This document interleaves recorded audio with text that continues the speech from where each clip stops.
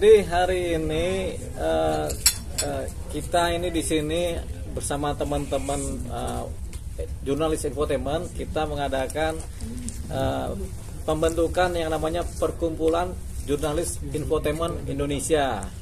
Nah, nama singkatannya adalah PJII, Perkumpulan Jurnalis Infotainment Indonesia, di mana yang hadir di sini adalah semua jurnalis infotainment, ya.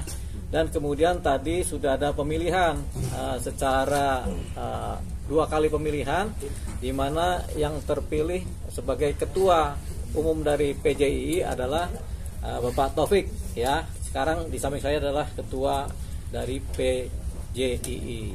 Nah, kemudian setelah terjadinya pemilihan tadi, Pak Taufik sekarang menjadi ketua, dan mengenai formatur kepengurusan dan kemudian kelanjutan ADART akan diadakan oleh Pak Ketua beserta pengurus beserta anggota nanti. Jadi semuanya akan mengadakan rapat ADART mungkin dalam seminggu atau 2 minggu ke depan setelah terbentuknya pengurus, ya. Jadi itu tadi. Jadi kami ucapkan selamat kepada teman-teman jurnalis infotainment Indonesia, ya, dengan terbentuknya Perkumpulan Jurnalis Infotainment Indonesia, yang kemudian akan kita ajukan sebagai perkumpulan yang berbadan hukum resmi yang akan didaftarkan di AHU, ya, di Departemen Hukum dan HAM, ya. Jadi itu tadi. Jadi itu dari saya ucapkan selamat terhadap terpilihnya Bapak Taufik beserta kemudian dengan teman-teman juga. Jadi ini rasanya sudah indah, ya. Jadi silakan nanti Pak Taufik yang akan meneruskan, karena ketuanya adalah Pak Taufik sekarang sebagai ketua PJII, begitu. Bang Del, mungkin awalnya tergerak untuk mendampingi PJII ini mungkin gimana, Bang? Kalau saya kan cuma pengacara, jadi posisinya tentunya karena pengacara juga terkait dengan banyak undang-undang, salah satunya adalah undang-undang pers, di mana perlunya juga pembelaan-pembelaan terhadap teman-teman pers, terutama yang terkait dengan undang pers, ya, para jurnalis. Akhirnya namanya kita pengacara, kita memang akhirnya melihat bahwasanya undang-undang pers ini terutama para pelakunya, yaitu para jurnalis, memang perlu di backup secara hukum, ya. Kalau ada apa-apa perlu pembelaan, ya, supaya jangan kemudian gampang dijolimi oleh pihak-pihak lain. Jadi, nah, yang sekarang ini jurnalis infotainment ini kan banyak di Jakarta, di Indonesia ini, sehingga perlu wadah perkumpulan yang resmi, ya, supaya nanti mereka tidak bergerak sendiri-sendiri. Karena sekarang kan udah musim, udah ada masa di mana YouTube sendiri, TikTok sendiri, kemudian medsos-medsos juga sendiri. Nah, ini mereka perlu wadah yang kemudian memperjelas identitas sebagai jurnalis, begitu. Jadi itu tadi kemudian yang menjadi latar belakang terbentuknya PJII.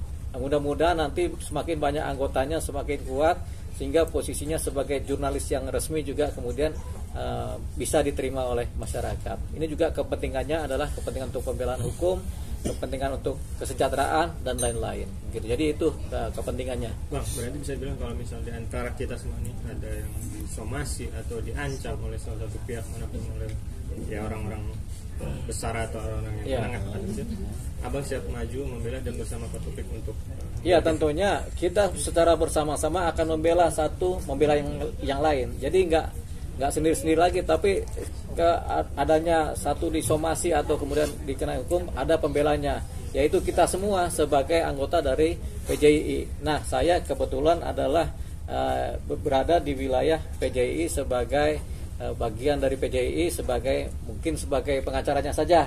Nanti kita akan membela kepentingan hukum dari anggota-anggota PJII dimanapun berada, begitu. Jadi kedepannya kalau ada yang somasi, ya kita bela, kita jawab somasi mereka dengan jawaban dari perkumpulan kita, begitu. Nah, untuk PJII ini mulai resminya mulai terbentuk badan hukumnya mulai kapan, Bang? Biar jadi kita bisa nanti bisa. Ya, jadi setelah ada ketua akan membuat formatur pengurus.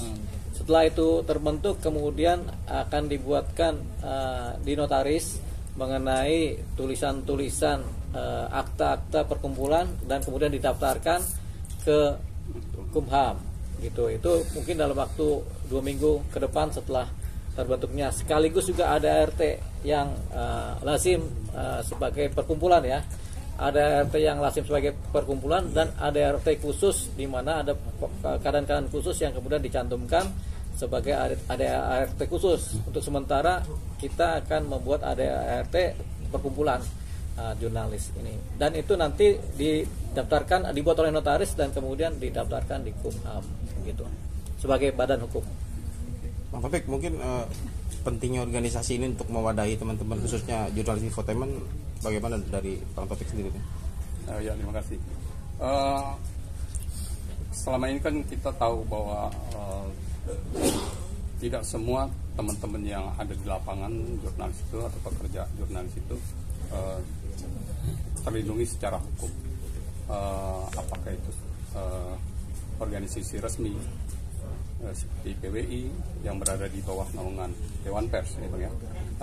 Jadi banyak Bang Dio membaca bahwa banyak teman-teman yang terutama karena mungkin Bang Dio sering berinteraksi dengan teman-teman infotainment, tidak punya induk atau wadah yang bisa menampung untuk bagaimana memperhatikan risiko-risiko kerja kita di lapangan.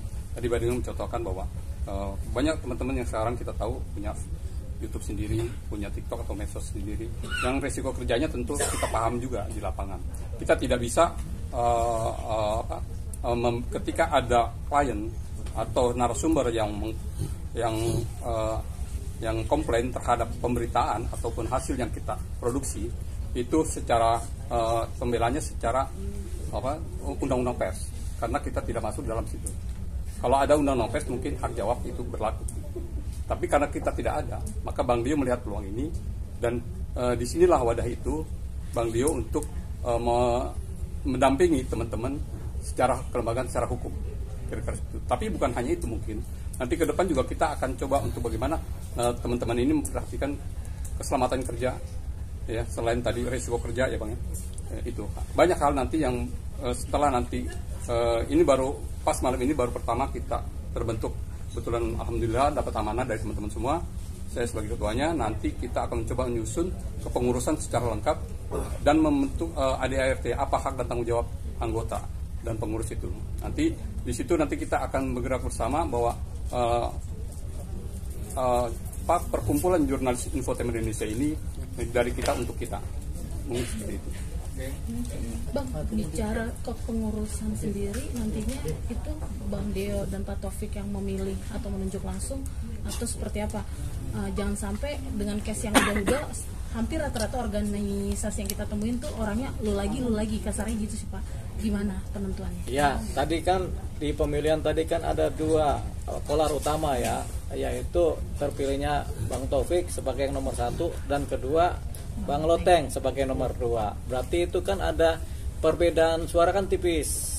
Nah, jadi itu menjadi ukuran di mana bahwasanya ada 2 pemilih besar terhadap kedua orang ini. Artinya 2 orang ini yang paling disukai. Dan harapan saya sih Bang Taufik nanti juga merangkul pemilih kedua, yang keterpilih kedua mungkin jadi wakil ketua kan begitu. Setelah itu baru dipilihlah pengurus yang lainnya gitu. Setelah itu kemudian nanti yang 2 ini yang merembuk, karena tentunya begini, setelah saya baca ada pemilih preferensi kepada Pak Taufik, ada pemilih preferensi kepada Pak Loteng, ada juga preferensi kecil kepada Ical kan begitu kan. Tapi kita anggaplah yang 2 polar ini, pilar ini yang utama. Jadi nanti rembukan antara Bang Taufik dengan Bang Loteng. Mungkin Bang Loteng karena kedua berarti kan sebenarnya bisa jadi posisi wakil ketua kan gitu. Jadi 2 tim ini, Bang Loteng sama Bang Taufik ini yang akan memilih siapa pengurus-pengurusnya.